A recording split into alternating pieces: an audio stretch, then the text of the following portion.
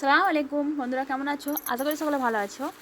তো আজকে আমি বানাবো একটা নতুন রেসিপি বন্ধুরা। এই নোনা ইলিশ মাছটা দিয়ে বানাবো। দেখতে পাচ্ছেন একটা বড় ধরনের নোনা ইলিশ মাছ। এই বর্ষার দিনে বন্ধুরা নোনা ইলিশ মাছের রেসিপি খেতে দারুণ লাগে। তো আমি যেই রেসিপিটা বন্ধুরা বানাবো আপনারাও ট্রাই করে দেখবেন, অসাধারণ খেতে টেস্ট। তো নোনা ইলিশ মাছটা আমি প্রথমে কেটে নেব, পিস পিস করে আমি কেটে নেব। কেটে নিয়ে আমি রান্নাটা করব। তো প্রথমে আমি হাঁড়ির মধ্যে তেল দিয়ে দিয়েছি, সরিষার তেল। এবার আমি নোনা ইলিশ মাছের মাথাটা আমি ধুয়ে পরিষ্কার করে নিয়েছি, তেলের মধ্যে দিয়ে দিলাম। দিয়ে উল্টে বেলটা আমি ভেজে নেব।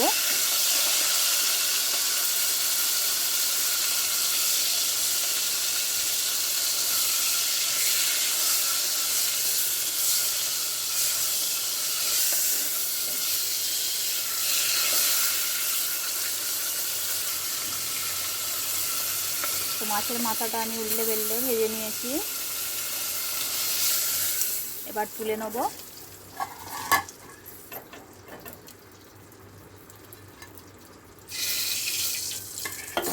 এবার দিয়ে দেবো ওই তেলের মধ্যে পেঁয়াজ কুচি।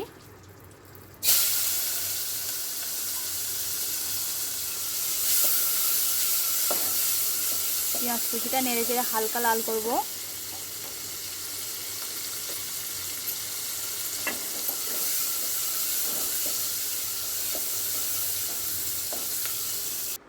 পেঁয়াজ কুচিটা হালকা লাল হয়ে গেছে। এবার কেটে রাখা বেগুন আর কচু আলু একসঙ্গে ধুয়ে রেখেছি, তো দিয়ে দেবো তেলের মধ্যে।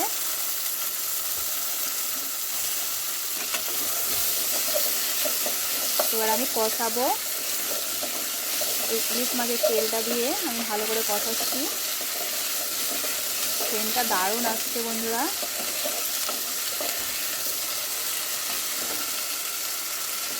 হালকা আমি নেড়ে চেড়ে ভাজা ভাজা করে নিলাম বেগুন আর কচুগুলো তেলের মধ্যে। এবার মশলা দিয়ে দেবো স্বাদ মতো লবণ। লবণটা একটু কম দেবো কারণ নোনা মাছটাই একটু নুন বেশি থাকে।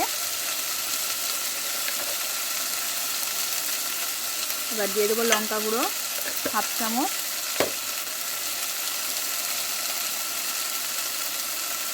হলুদ গুঁড়ো হাফ চামচ,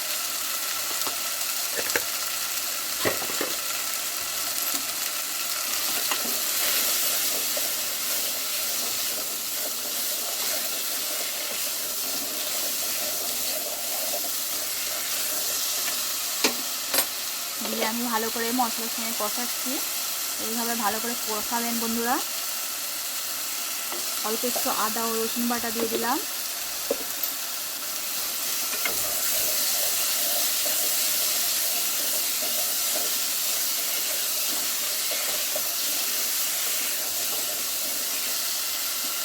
সব মশলা দিয়ে আমি সবজিটা কষিয়ে নিচ্ছি।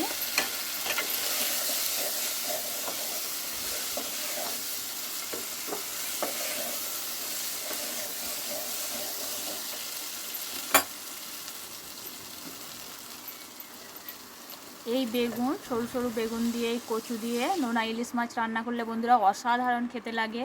আর এইভাবে রান্না করে দেখবেন বন্ধুরা একবার, খেতে তো দারুণ টেস্ট লাগে।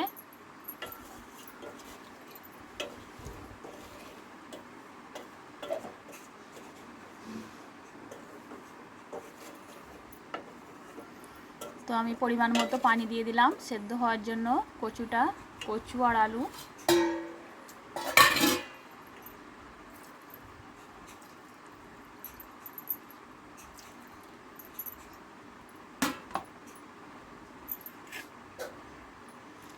এবার মাছের মাথাটা দিয়ে দিলাম। ইলিশ মাছের মাথাটা দিয়ে এবার আমি ঢাকা চাপা দিয়ে দেবো। দেখুন বন্ধুরা সেদ্ধ হয়ে গেছে, খুব ভালো করে রান্নাটা হয়ে গেছে। একটু মাখো মাখো আমি বানাবো, খেতে খুব ভালো লাগে। তো বন্ধুরা আমার এই রেসিপিটা কেমন হয়েছে আপনারা আমাকে কমেন্ট করে জানাবেন। আর আপনারা বাড়িতে একবার ট্রাই করে দেখবেন, অসাধারণ খেতে লাগে এইভাবে বানিয়ে। দেখতেই পাচ্ছেন কত সুন্দর হয়েছে, মাখো মাখো। তো এই রান্নাটা আপনারা বাড়িতে একবার বানাবেন আর আমাকে কমেন্ট করবেন, আর সকলে ভালো থাকবেন। ধন্যবাদ বন্ধুরা।